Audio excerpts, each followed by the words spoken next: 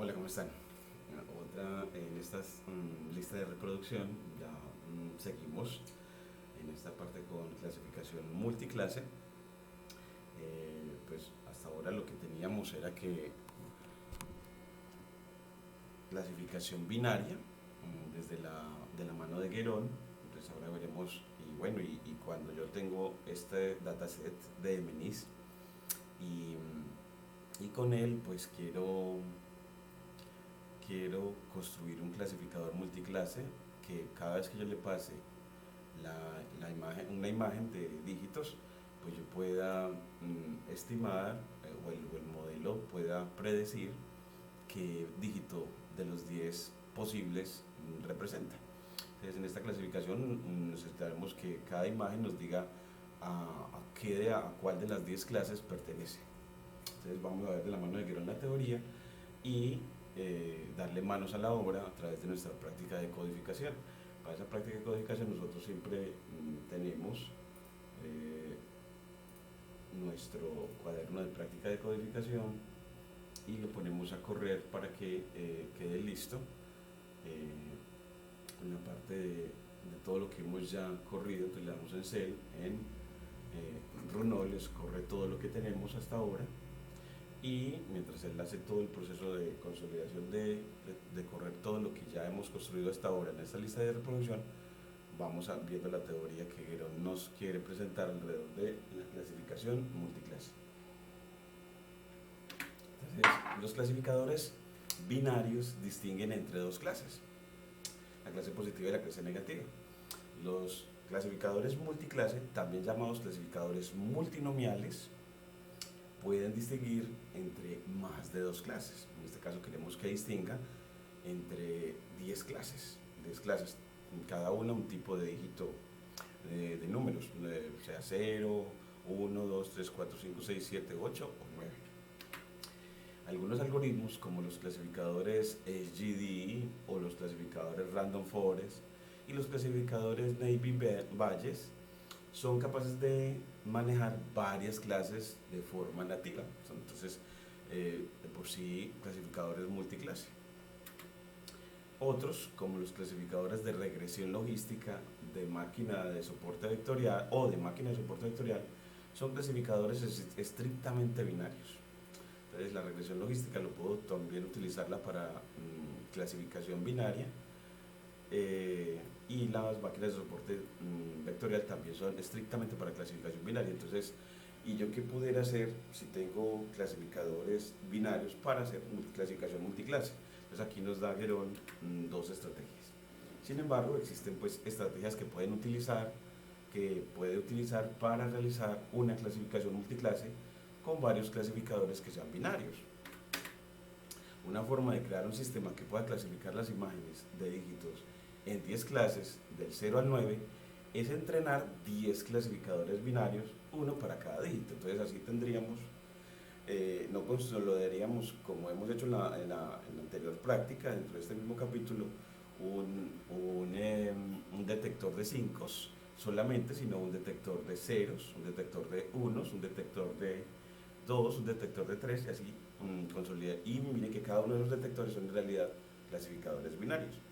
De tal manera que si tengo esos 10 detectores, podría ser clasificación multiclase. Luego, cuando se desee clasificar una imagen, obtenemos el puntaje de decisión de cada clasificador para esa imagen y seleccionamos la clase cuyo clasificador genere el puntaje más alto. Entonces, hacemos como que generamos los puntajes de decisión para cada uno de esos detectores y miramos cuál fue el puntaje más alto asignado y dependiendo de eso ya sabemos a qué clase pertenece. Otra estrategia es entrenar un clasificador binario para cada par de dígitos.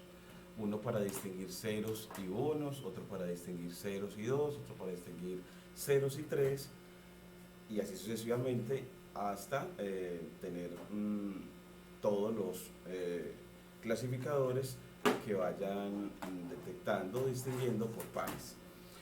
Esa es otra manera de hacerlo. Esto se llama estrategia uno contra uno. en cambio la anterior se llama uno contra el resto, y si hay n clases se necesita bajo la estrategia one versus one o uno contra uno, pues de entrenar n por n menos 1 sobre 2 clasificadores. Para el problema de Menis, esto significa entrenar 45 clasificadores. Entonces la estrategia one versus one se requiere entrenar muchísimos clasificadores, pero cada uno con una cantidad de imágenes muy pequeña, porque cada uno tendría alrededor de 10.000 imágenes para entrenar, de más o menos 10.000 o 12.000 imágenes para entrenar, mientras que con one versus rest, uno contra el resto, tendría que entrenar con todos los 70.000 imágenes, bueno, entrenar con 60.000. Entonces, ahí tenemos diferencias en los tamaños de los datasets para cada una de las estrategias.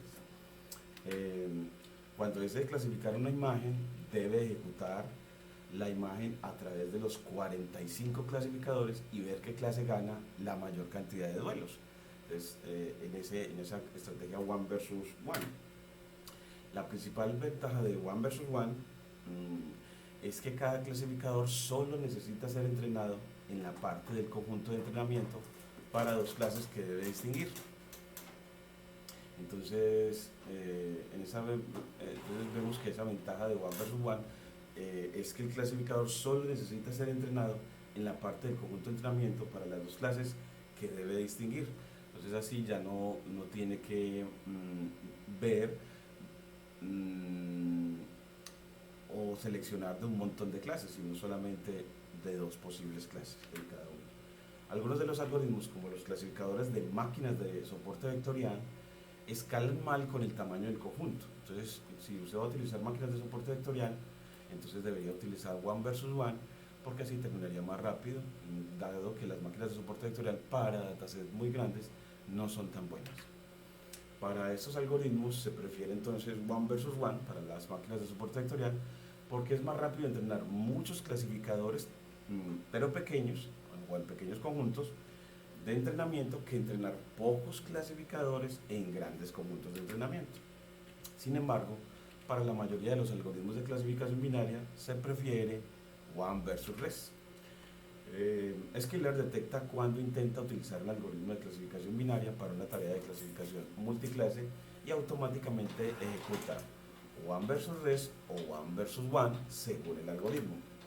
Intentemos esto con un clasificador de máquina de soporte vectorial que en Guerón lo amplía mucho el trabajo sobre las máquinas de soporte vectorial en su capítulo 5, usando la clase de Skiller, el módulo SVM de máquinas de soporte vectorial, específicamente para clasificación la clase SVC.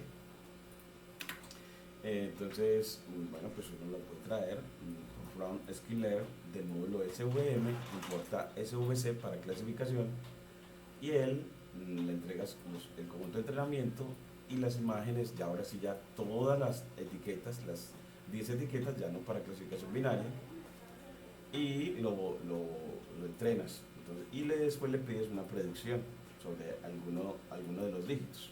Aquí le podemos poner, por ejemplo, los X de testeo, a ver cómo él predice. Le damos el primero de testeo para ver qué tal. Y medimos el tiempo que se va a tardar en hacer esta máquina de soporte vectorial, la clasificación binaria. Entonces aquí le ponemos porcentaje time, y ya lo corremos. Y bueno, pues las máquinas de soporte vectorial generalmente son las que más se demoran para hacer esta clasificación multiclase y hacernos la predicción. Entonces, mientras eso lo hace, vamos a seguir viendo la otra parte del código. Esto fue fácil. Este código entrena al SVC en el conjunto de entrenamiento usando las clases de destino originales del 0 al 9, JTrain, en lugar de las clases de destino de 5 contra el resto, o JTrain 5, que eran las que utilizamos para clasificación binaria. Luego hace una predicción, una correcta en este caso, y debajo del capó Skiller en realidad usó la estrategia one versus one, entrenó 45 clasificadores binarios, obtuvo sus puntajes de decisión para la imagen y selecciona la clase que ganó la mayor cantidad de duelos. Se llama el método, si llama el método Decision Function, verá que devuelve 10 puntuaciones por instancia o por imagen en lugar de solamente una sola puntuación. Eso es una puntuación, esa es una puntuación por clase. Aquí lo podemos ver, entonces aquí le damos, por ejemplo, para la que estamos viendo ahorita, x3 de 0, y que nos dé la puntuación, aplicarle a nuestro clasificador el método Decision Function aplicado a esta instancia, que lo ponemos entre corchetes para que sea un arreglo dos dimensional. Y así nos dice los puntajes de este dígito que hemos elegido de testeo. Y así nos muestra estos 10 puntajes, donde uno ve que algunos son negativos, algunos son positivos pero pequeños, algunos son positivos pero muy grandes, y el más grande de todos es el del 9.31, el que corresponde a la clase del 9, queriendo decir que entonces la imagen que nos dieron ahí era correspondiente a la clase del 9. Si empezamos con la clase del 0, 1, 2, 3, 4, 5, 6, 7, 8 y 9. Entonces la predicción sería de que la imagen que le pasaron es efectivamente un 9. Miremos para porque aquí ya estamos poniendo el de testeo, a ver cuál nos da, qué puntaje nos entrega y a qué corresponde. Entonces mientras él termina de correr, miren que se demora porque las máquinas de soporte vectorial para correr todos esos modelos se demora bastante. Y de hecho la puntuación más alta es la correspondiente a la clase del 5. Bueno, para el ejemplo, miremos a ver para qué clase. Me pareció para la clase del 9, pero dependiendo de la imagen que le pases. Entonces en este caso para el ejemplo de vieron es la del 5, que era cuando le pasaban la primera instancia del conjunto de entrenamiento, que efectivamente siempre es un 5 para este dataset.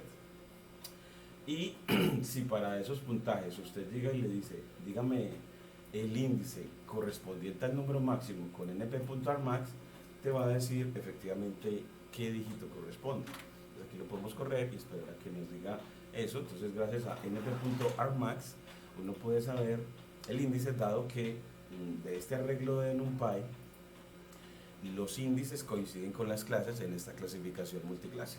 Entonces los índices que nos da np.armac en este caso son las clases, ese índice la clase que ganadora, queriendo decir que la imagen que pasamos efectivamente pertenece o es o representa, según la predicción, el número que nos digan acá. Pero por acá sigue corriendo porque siempre se demora bastante con la máquina de soporte vectorial, y así damos cuenta de que el poder de cómputo que se requiere para una clasificación multiclase con una máquina de soporte vectorial siempre es grandecito. Siempre es grande, y también estamos midiendo el tiempo que tarda. Aquí control Z, y ahora aquí ponemos en azul la línea para que siga la presentación, y ya del módulo les puedes decir con el atributo clases guión bajo cuáles son las clases o cómo están representando las clases en nuestra clasificación, y así nos da en este caso los dígitos que representa cada imagen, en este caso. Entonces, así también a cada clasificador que tú crees, siempre va a estar asociado en Sklearn un atributo clases guión bajo que le va a decir las clases en las que estás trabajando. También, pues, puedo, como esas clases van a ser un arreglo en NumPy, puedo con indexación de NumPy elegir para cada índice cuál es la clase. En este caso el índice y las clases coinciden, es una coincidencia en este caso. Cuando entrena un clasificador, almacena la lista de clases objetivo en su atributo clases guión bajo, ordenadas por valor. En este caso el índice de cada clase en la matriz clases guión bajo coincide convenientemente con la clase misma. Por ejemplo, la clase en el índice 5 resulta ser la clase 5, pero en general no tenemos tanta suerte. Si desea forzar a Sklearn a usar uno contra uno o uno contra el resto, puede usar las clases one versus one versus one classifier o one versus res classifier. O sea, ya para poderle usted decir cuál es la metodología que quiere para la clasificación multiclase que desea. Simplemente cree una instancia y pase un clasificador a su constructor, ni siquiera tiene que ser un clasificador binario. Por ejemplo, este código crea un clasificador multiclase usando la estrategia one versus res basado en las máquinas de soporte vectorial. Entonces así usted le puede decir, bueno, vamos a medir el tiempo con porcentaje time, y de Scalar tomamos el módulo multiclass e importamos one versus res classifier, y ese one versus res lo aplicamos a nuestra clase SVC para instanciarla en un clasificador OBR-CLF, y a ese OBR-CLF lo entrenas con el método fit, dándole los datos, las imágenes de entrenamiento y las etiquetas de entrenamiento para clasificación multiclase. Entonces ya train solamente. Y luego haces alguna predicción sobre, por ejemplo, el primer dígito, por ejemplo, entonces x de 0. X de 0, que sabemos que en realidad representa un 5, y lo pones a correr. Pero ya en esta se te va a demorar muchísimo, porque en one versus res, recordemos de que las máquinas de soporte vectorial, cuando son en one versus res, que van a ser datasets muy grandes, se comportan peor, es decir, se demoran mucho en entrenar el modelo, se demoran muchísimo. Aquí ponemos control Z y siempre la ponemos en azul, la línea, para salirnos de la línea y ahí sí seguir la presentación. Y si al clasificador le aplicas el método estimator-bajo y le aplicas le pides la longitud de ese arreglo, te va a decir de que entonces las estimaciones son 10 o 10 tipos de clases. Aquí lo ponemos otra vez en azul. Bueno, vamos a correrlo también, y entrenar un SGD classifier o un random forest classifier es igual de fácil. Entonces uno puede un SGD classifier entrenarlo con todo el conjunto de entrenamiento y hacer predicciones sobre, por ejemplo, el x de 0. Siempre recordando que les tiene que dar es un arreglo dos-dimensional, por eso tienes que, cuando das una instancia, ponerla entre corchetes para que te quede un arreglo dos-dimensional. Eso también lo puedes ver, de que efectivamente todo esto con ese corchete es dos-dimensional cuando llegas y lo copias y le pones el método ndim, que te dice que te da este atributo, te permite ver para cualquier arreglo en NumPy cuál es su dimensión. Entonces aquí lo corres para entrenar un SGD classifier multiclase, que como dijimos de forma nativa sirve para clasificación multiclase, y esta vez Scalar no tuvo que ejecutar one versus res ni one versus one, porque los clasificadores SGD pueden clasificar directamente las instancias en varias clases, ya no tienen que escoger una metodología de clasificación multiclase. Y el método decision function ahora devuelve un valor por cada clase cuando utilizamos el SGD, y veamos que la puntuación que el clasificador SGD asignó a cada clase es, pues miren que usted coge el clasificador SGD, le aplica el método decision function sobre la imagen que quieras, por ejemplo en este caso x de 0, que sabemos que es un 5, y él nos va a dar 10 puntajes, y ya uno elige el mayor para saber en realidad la predicción correcta cuál es. Entonces en realidad es un proceso de asignar puntuaciones y luego ver cuál es la mayor y cuál es el índice asociado al mayor puntaje, porque en este caso el índice asociado al mayor puntaje es efectivamente la clase predicha. Pues aquí lo podemos correr y puede ver que el clasificador tiene bastante confianza en su predicción. Casi todos los puntajes son en gran parte negativos, mientras que la clase del 5 tiene un puntaje muy alto. Entonces vamos a ver que efectivamente cuando termine de correr nos va a dar el puntaje más alto para la clase a la que pertenece la imagen que nos pasaron, que en este caso es la primera imagen del conjunto de LMNIS, que efectivamente corresponde a un 5. Entonces, como para ponerle las que conocemos que representan, cuáles son los datos reales, para ver que las predicciones son muy buenas con este clasificador SGD. o de gradiente descendente estocástico. El modelo tiene una ligera duda respecto a la clase del 3, entonces aquí vamos a ver que los puntajes del 5 y el 3 van a ser de pronto muy cercanos, mostrando que el clasificador puede confundir, o al menos se le confunden o tienen cierta cercanía entre decir que la imagen representa un 5 o representa un 3, dado que el 3 tiene también dos anillos, por decirlo así, o dos curvas, y el 5 tiene una, entonces él podría confundirlo, y es por eso que los puntajes del 3 y del 5 nos van a parecer cercanos. Por ahora, por supuesto, desea evaluar este clasificador y como de costumbre puede utilizar la validación cruzada. Entonces para eso utilizamos otra vez cross-val score para evaluar la precisión de nuestro LGD classifier. Y bueno, pues llamamos a la función cross-val score, le damos el clasificador, las imágenes de entrenamiento, las etiquetas de entrenamiento para clasificación multiclase, 3 hojas de validación y cuál es la medida que voy a utilizar de desempeño, en este caso la accuracy o exactitud, dado que más o menos están equilibradas, más o menos están balanceadas las clases de nuestro dataset. Cada una se presenta en un 10% aproximadamente. Entonces lo podemos correr y se demora siempre bastante en hacerlo, pero nos va a dar más del 84% de buen desempeño en todos los pliegues de prueba, en los 3 pliegues de prueba.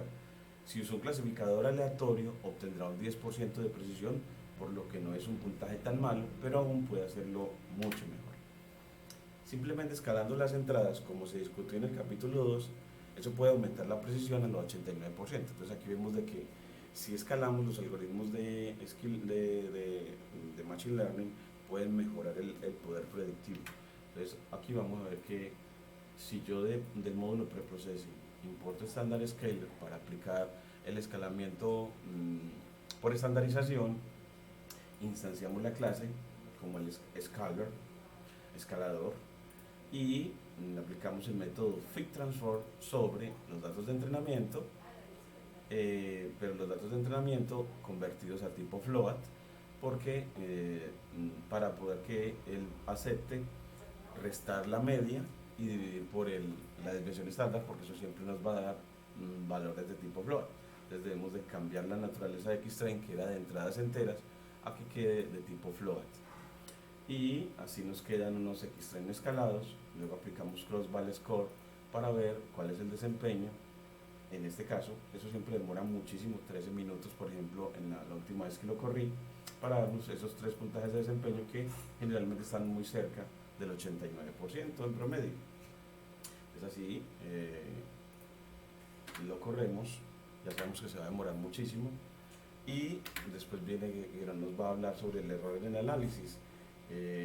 Si se tratara de un proyecto real, ahora seguirán los pasos de la lista de verificación del proyecto de Machine Learning, que en el caso dirá que exploraría las opciones de preparación de los datos, probaría varios modelos, seleccionando los mejores y ajustando sus hiperparámetros usando GridCRCB y automatizando tanto como sea posible. Aquí asumiremos que ha encontrado el modelo prometedor y desea encontrar formas de mejorarlo. Una forma de hacerlo es analizar los tipos de errores que comete. Primero, mira la matriz de confusión.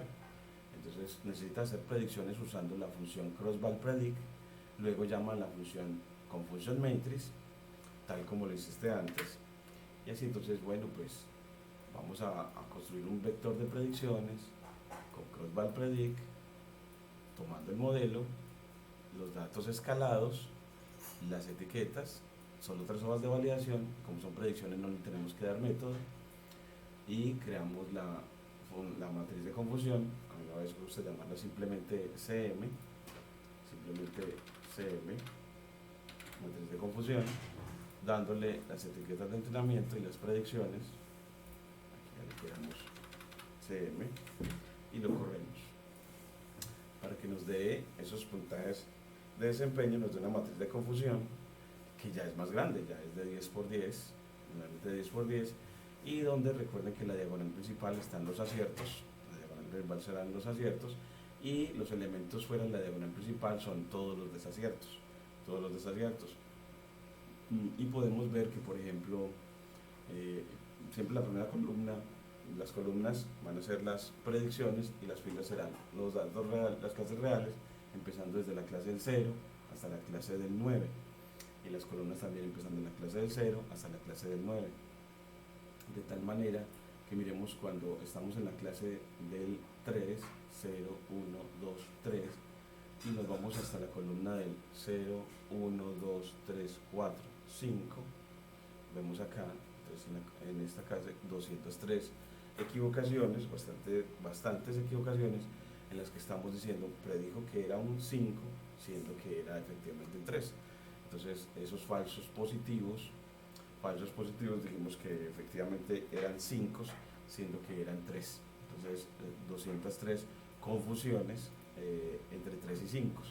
También miremos la clase del 8, aquí estaría la clase del 8, la clase real del 8, y aquí la clase real del 0, 1, 2, 3, 4, 5, y aquí vemos de que hay 126 equivocaciones entre 8 y 5. Entonces vemos de que él muchas veces se equivoca también en confundir los 8 con los 5, mientras que los 8 con los 4 no se equivoca casi, los distingue bien el uno del otro, no los confunde tanto como con el 5 y el 8. Entonces uno ve dónde es que él falla por lo regular en estas predicciones. Aquí podemos también correr el tiempo que nos va a hacer eso, pero generalmente después de que corre el otro lo hará bien aquí. Y eso es un montón de números, y a menudo es más conveniente mirar una representación de imagen de la matriz de confusión usando la función matShow de Matplotlib. Y así usted ve eso como un diagrama de calor más agradable. Aquí nos vemos al ponerle PLT matShow, damos la matriz de confusión, y en CMap le decimos plt.cm.gray para que sea en blanco y negro, y bueno, lo corremos simplemente, y así vemos de que serán más claros los aciertos o los números más grandes. Entonces mire que en la diagonal principal los colores son más claros, y donde han habido confusiones, por ejemplo entre el 8 y el 5, es más fácil de ver que efectivamente si había un valor, si habían muchas valores grandes o confusiones o errores en las predicciones, porque nuestro clasificador está confundiendo los 5 con el 8. Los que predijo que eran 8 en realidad eran 5. Lo hizo, muchas veces falló en esa parte. Entonces podemos ver veces esta matriz con claridad dónde es que falla más nuestro modelo. Y también cuando habla de los 3 con los 8 también nos está confundiendo. Es que uno se da cuenta de dónde están las fallas gracias a esta matriz de calor, a esa matriz de confusión presentada así como un mapa de calor. Es algo bastante adecuado para poder visualizar los errores en el clasificador.